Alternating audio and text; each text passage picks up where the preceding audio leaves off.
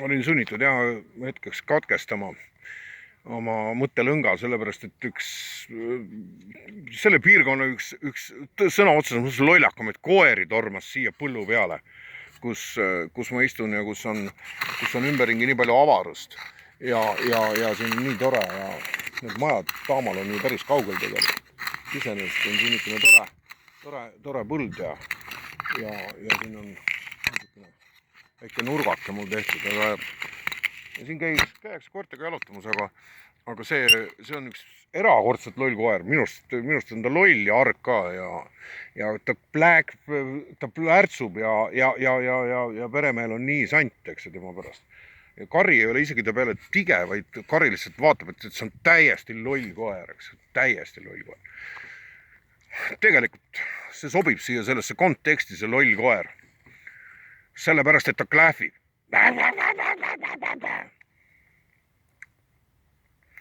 Nagu praegu on neid klähvivaid koeri täis. Ma ei tea, milline osa inimkonnast, aga see on tohutu protsent inimkonnast ja nad klähvivad. Vaktsineerimine. Siin ei ole mitte mingit pistmist meditsiiniga, sõbrad. Mitte mingit pistmist meditsiiniga. Absoluutselt. Kõige vähematki. Aga kuna see on sellistesse mõõtmetesse ulatanud, siinkohal muidugi on hea põhjus teha avaldus. Kallid Eesti kaasmaalased, ma avaldan teile kaastunnet. Eesti on taas muudetud väga arvestatavaks katsepolügooniks, sellepärast, et see selge ühemõtteline segregatsioon ja nagu mina armastan öelda, see on puhas selge fašism. Seda saab sooritada, number 1. Väga sita genofondiga rahvakillu peal, mida eestlased kahtlematult on. Ka mina olen sitt inimene, sest ma olen ühe vanema poolt, olen tõenäoliselt ikkagi üpris väga eestlane. Teise vanema poolt ma seda ei ole. Mul on piisavalt kasaka verd. Kasakat teadupärast. Alutada millegile on väga raske. Seda on ajalugu näidanud. Nad valivad ise, kellele nemad alluvad. Nii olid punakasakad ja nii olid valgekasakad. Ja mul on selgelt kasaka verd. Ja mina valin ise, kellele ma allun ja keda ma tunnustan autoriteedina. Mind allutada ei ole võimalik. Nii et ma avaldan kaastunnet see, mis praegu Eesti Isamaal sünnib. Täna õhtul ma plaanin vaadata viies kord Roman Polanski Pianisti, soovitan ka sul, seepärast, et see haarav, kõrgkvaliteetne film, kui seda kätte saad, kui sul huvi on ja võib-olla sa oled seda näinud, siis vaata uuesti. Vaata uuesti seda filmi. See räägib üks ühele nendest sündmustest, nendest mustritest, mis praegu online'ina on maailmas lahti rullimas. Eestis väga võimsalt. Sest Eesti on nende suurte mängurite, suurte satanistide tarvis ideaalne katsepolügoon, väikerahvas, kompaktne väikerahvas, alla 1 miljoni inimese, elab ju Eestis, oluliselt alla 1 miljoni inimese räägib üldse eesti keelt, sest vene emakeelega inimesed on tinglikult eestimaalased, aga nad ei ole eestlased. Vene emakeelega inimesi Eestis, sellest praegu ei räägita. Sundida vaktsineerima, sellest ei julgeta rääkida, sellepärast, et see ei oleks väga populaarne, sest ma arvan seda, et see on paras sõjasaladus. Eesti venelased, kui nad on ka väga kristlikult häälestatud, näitavad seda sellele satanistlikule programmile. See kõik on täis satanism, ilma mingisuguse hinnaalanduseta, ma vastutan iga sõna eest, mis ma ütlen, see on täis satanism ja kõik need, kes sellele järgi kiidavad, on saatana kaastöölised. Panid tähele, kuidas ma seda sõnastasin? Kes kiidavad järgi ja kes hoogustavad, meelitavad, keelitavad ükskõik milliste skeemidega nõrgausklikke, nõrgausulisi seda sama akti sooritama, on saatana kaastöölised ehk satanistid. Need, ja neid võib päris palju olla, kes on vaktsineeritud, ka mitu minule väga lähedast inimest Eestis on vaktsineeritud ja ma ei tee mitte neile advokaati, vaid tervikuna. Need, kes on vaktsineeritud ja on vait. Ja nende hulgas on ka muide päris palju inimesi, kes on vaktsineerimise vastased. Neid on päris palju.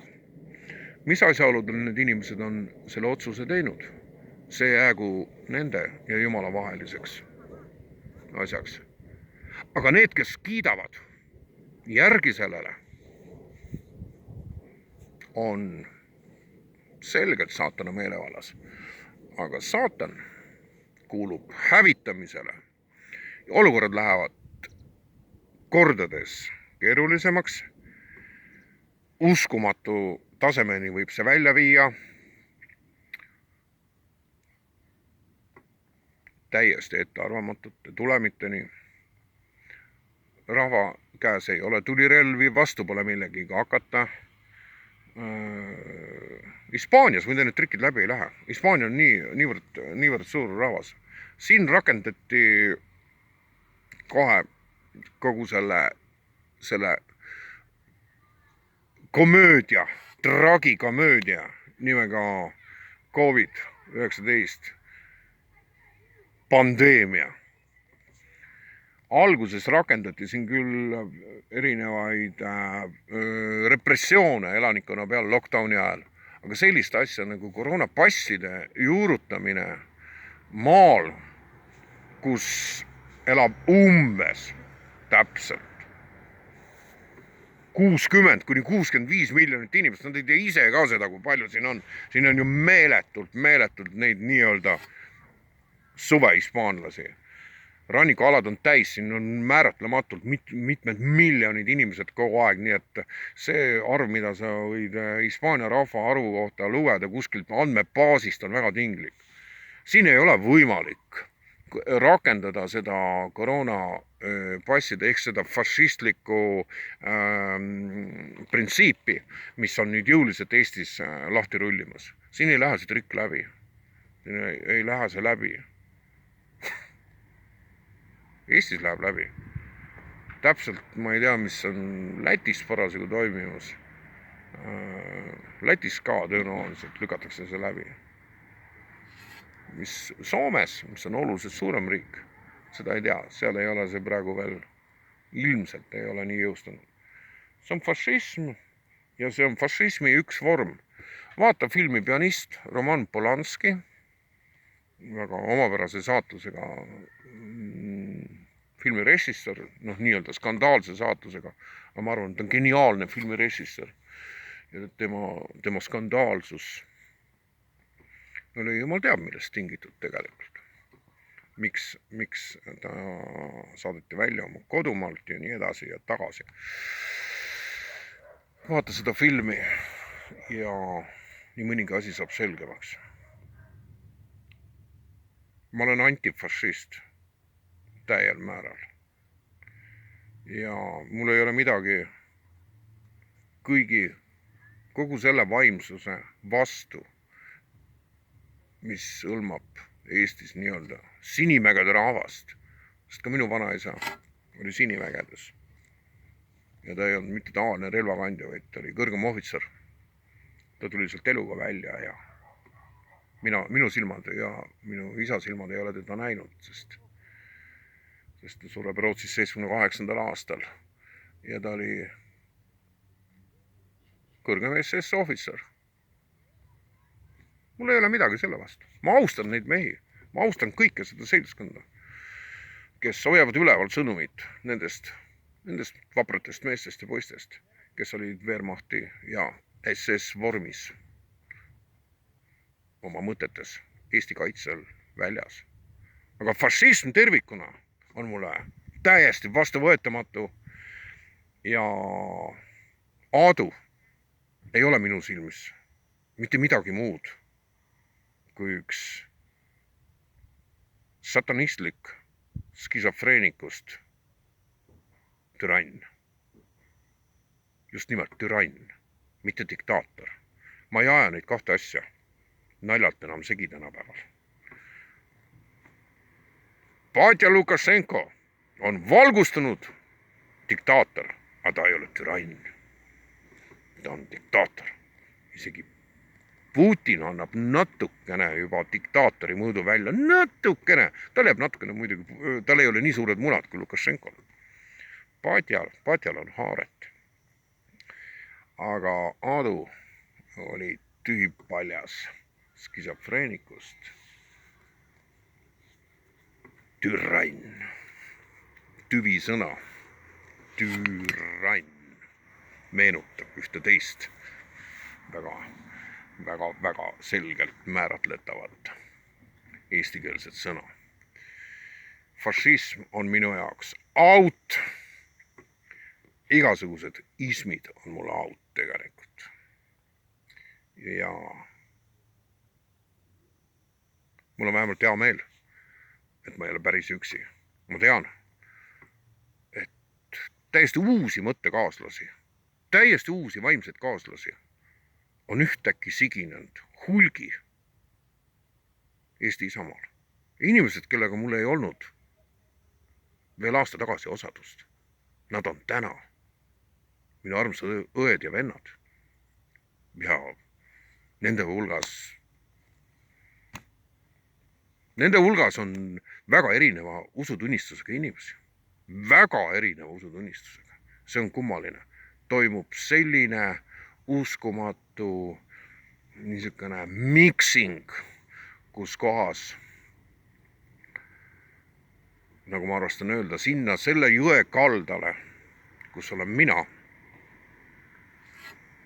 kus paistab ka vastaskallas, sellele kaldale, kus olen mina, ma näen, siia koondub inimesi idast ja läänest, põhjast ja lõunast, väga erinevate usutunnistuste ja maailmatunnetustega. Aga meid ühendab üks asi. Vabadus, vabadus, tõeline vabadus. Mitte mingi lörtsitud vabadus. Mitte seda sorti vabadus, mida 20. augustil või 24. veebruaril sellel ühel päeval tullakse välja ja leelotatakse. See meenutab mulle täpselt seda sama ila, mida levitatakse kirikutes. Täpselt seda sama ila meenutab. Igas päevas on meil ees õigus olla vaba, austada teisi inimesi, kõiges ja kõikjal.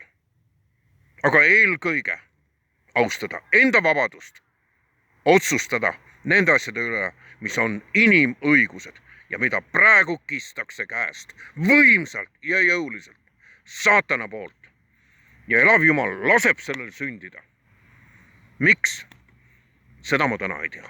Ta laseb sellele sündida. Ta on läbi aegade lasknud sündida oluliselt hullematel asjadel. Ja nendel olukordadel kujuneda oluliselt hullemaks, kui ta praegu pole veel midagi hullu. See on alles eelmäng. See on eelmängu eelmäng. See veel ei ole. Mäng hakkab siis, kui... Ja ma jätan selle lause lõpetamata. Sina võid selle lause lõpetada. Ma ikkagi teen selle avalikuks selle video ja kui sa viitsisid selle mõttelõnga ära kuulata, siis pane oma video vastu. peame vastu. Jumal on meiega.